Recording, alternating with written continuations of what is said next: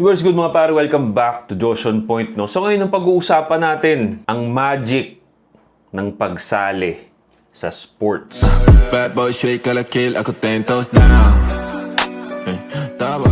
Siguro naman, dahil matagal na kayong nanonood ng Joshon Point, no? Sa Facebook, sa TikTok, at sa YouTube, alam nyo na isa ako sa mga content creator na nagpupush sa mga young men out there or sa kahit anong age na pumasok ng sports. Because maganda, no? Walang pangit, purong maganda ang maidudulot ng sport sa isang kalalakihan. Pero sa totoo lang, sa tingin ko, hindi ko pa kayo nako-convince masyado. No? I'm not convincing you enough dahil lang sa mga words na sinasabi ko. Kaya gusto kong magbigay ng magandang example. Gusto kong gamitin si Pacquiao. Pero sa totoo lang, nakita na natin si Pacquiao nung lumalaban na siya. Nung kumikita na siya ng malaki.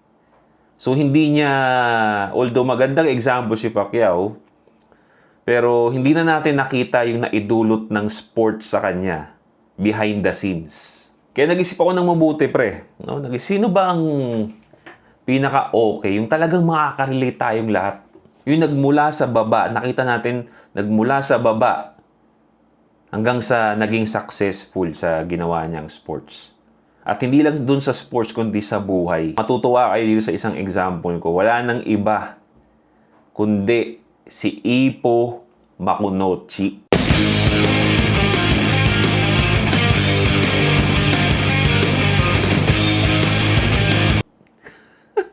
So, magtataka kayo, boss, bakit naman anime ang naisip mong example? Anime siya, yes. But isa lang siyang normal na tao. Tao na naranasan yung naranasan natin, pre. Pinakaumpisang buhay ni Ippo Makunouchi. Isa lang din siyang estudyante. Okay? Estudyante na katulad natin. Tahimik lang, awkward, walang social life. Nakaka-relate ka ba doon? Estudyante ka? Oo, lahat tayo, pre, ganun eh. Hindi ba? Dahil doon sa traits niya na yon, awkward, tahimik, walang social life. He looks weak, pare. So, alam nyo na, pare. Yung mga taong ganito ang tayo, ang mga madalas mabuli. Hindi ba? Si Ippo Makunouchi, isa siyang example ng katulad natin na mahiyain noon, awkward, at nabubuli. Nabuli si Ippo Makunouchi, nakakaawa yung isang part doon na lagi siyang binubuli nung 3 ulupong. Hindi ba? At hindi siya makapalag. At dahil dun sa pangbubuli sa kanya, pare, no, he realized that mahina siya, kailangan niyang baguhin yung buhay niya. Pero wala siyang idea kung paano eh. Di ba? Kaya dumating yung time na nung nabuli siya ulit, nakita siya ni Takamura. Di ba? Naalala niyo yun? At dahil doon sa pinakitang boxing technique ni Takamura, inilagan lang ni Takamura yung mga suntok ng mga bullies na yun. Doon na-inspire si Ippo. Nagtaka siya kung ano yung ginagawa ni Takamura. Doon siya naging curious. Naawa sa kanya si Takamura. Binigyan siya ng isang kondisyon. Makakuha siya ng 10 dahon from jabbing yung tree. Di ba? Pag nagawa niya yun, okay. Nakita siya ng something. Na-curious siya sa sports. Nag-research si Ippo, right? Nanood siya ng mga boxing games, no? Dito ngayon siya nagkaroon ng purpose.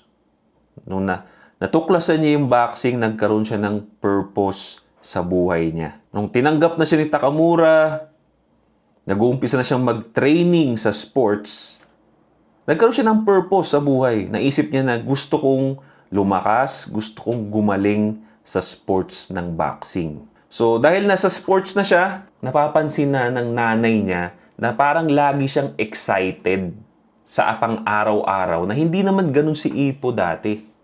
Nakita nyo yung isa sa mga naidulot ng sports sa isang tao. Dahil bago ang sports sa kanya, exciting ang sports, masaya ang sports, nagpapalakas ang sports, naging excited si Ippo sa buhay niya. In short, sumaya ang buhay ni Ippo dahil sa boxing. At for sure ako, sa mga pumasok sa sports dyan, nakarelate ba kayo doon?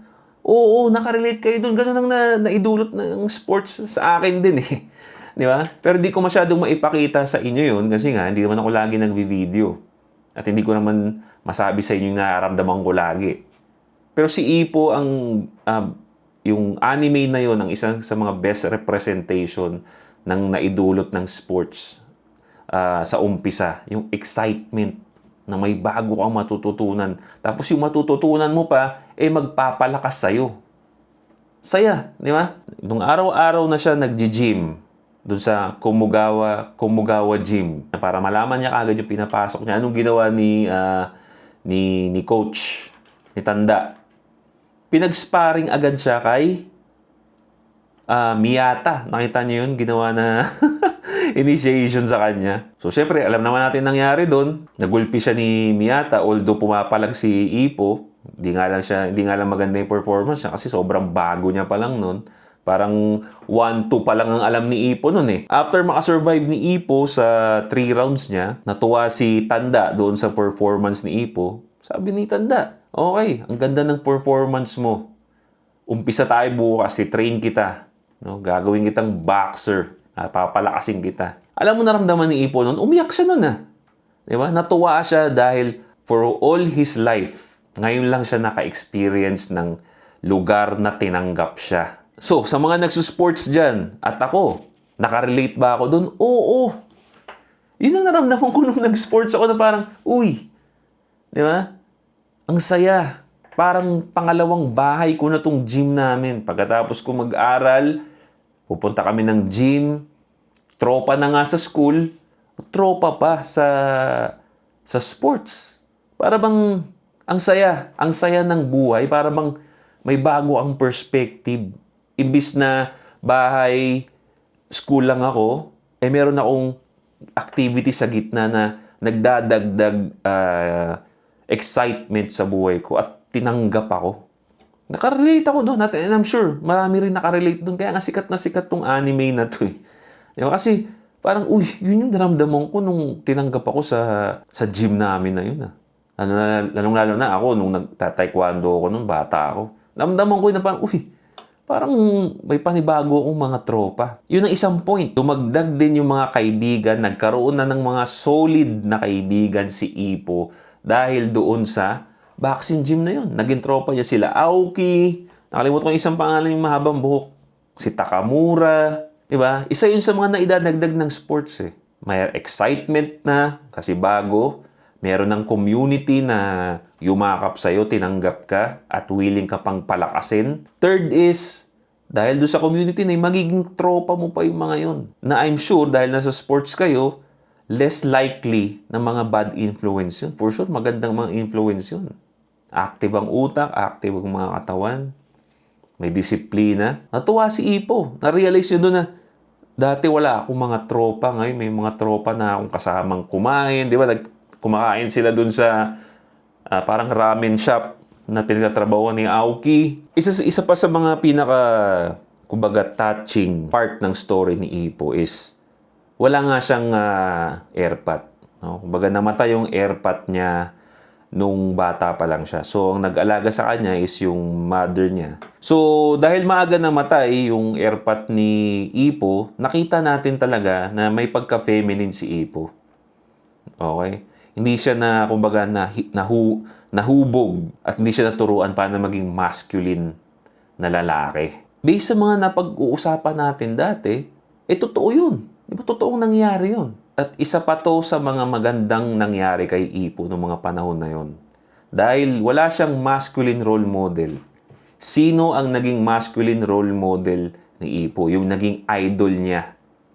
Si Takamura, pre. Na marami ring makaka-relate dun kung nagsusports ka kasi sa isang sports gym, no, kung ano man yung sports, merong magaling dun. Merong sobrang magaling dun at veterano na siya yung parang kuya-kuyahan, siya yung parang tatay-tatayan doon sa gym na marami ang gumagawa sa kanyang masculine role model. Kung wala ka man, no, na masculine role model sa bahay ninyo, sabihin natin wala kang airpot. No? at naghahanap ka ng masculine role model, sports ang magbibigay sa'yo, no? Di ba nasabi na natin yun? Nasabi ko na yun sa mga previous video ko. At again, napatunayan na naman na itong anime na to na talagang totoo siya. Sa tingin ko nga came from a real life experience itong anime na to because pinakita niya dun yung naidudulot ng sports behind the scenes. Kung papanoorin niyo yung episode 37, okay? Episode 37 nung ni Ipo, in-explain niya dun pare yung mga pinag-usapan natin, yung mga pinoint out ko na nagpabago sa kanya. Alam mo ba yung pakiramdam na masabihang amoy bulate ka? Oo? Araw-araw sinasabihan kang amoy bulate ka. Sisipain ka ng isang beses, kung sasagot ka naman, sasampalin ka naman ng 3 beses. Kahit anong mangyari, pagtitripan ka. Mula elementary hanggang 3rd year high school. Bakit nagbago mula nun? Ano nangyari? May nahanap siyang gusto niya. Simula nun, yun na ang ginagawa niya. Tapos nung napansin niya, nag-iba na yung mga tao sa paligid niya. Hindi na siya pinagtitripan ng iba? Talaga? Oo. Ano ba yung nagustuhan niyang gawin? Boxing! Oo? Yun na, naging maganda yung buhay niya, may family na tumanggap sa kanya, may community na tumanggap sa kanya, nagkaroon siya ng tropa, nagkaroon siya ng masculine role model, and also pare, nag-gain siya ng respect from his bullies. Dahil sa boxing niya rin pare, nirespeto na siya ng mga bullies niya. Natakot at the same time, nagkaroon ng respeto. Actually, yung isa sa mga bully niya ay naging best friend niya, di ba? Naging katulong nila sa business yun. Nakarelate ba kayo doon? Nakarelate ako doon. Ganun talaga eh. Pag nagkakaroon ka ng something, ginagawa mong, pag na meron kang something na passionate ka, lumalakas ka pa doon sa ginagawa mo. People will notice. Mailalabas mo yun eh. Kumbaga parang may nilalabas ka na aura. Nagkakaroon ka na ng confidence. Dahil dun sa confidence na yun, hindi mo namamalayan, naaalis na yung pagiging mahiyain mo, di ba? Naaalis na yung pagiging awkward mo. Nawawala na yun. Kung nagdadalawang isip ka pa rin pumasok ng sports, panoorin mo ulit yung Ipo. Pare, meron sa Netflix. Para ma-inspire ka na may gusto kang baguhin sa buhay mo, I think you should start in applying sa sports. Okay? Lalo na lalaki ka.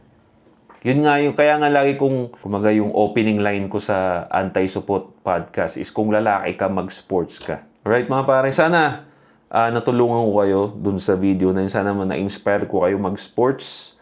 No? At leave a comment down below pare kung ano masasabi ninyo. No? May sports ka na ba? Iwan nyo yan sa baba. Kung wala pa, ano ang plano mong kunin na sports? Okay, pare, pag-usapan natin yan sa comment section. Once again, don't forget to subscribe, hit the bell para notified ka sa mga bago nating videos. This is Josh on Point. See you next time. Boom.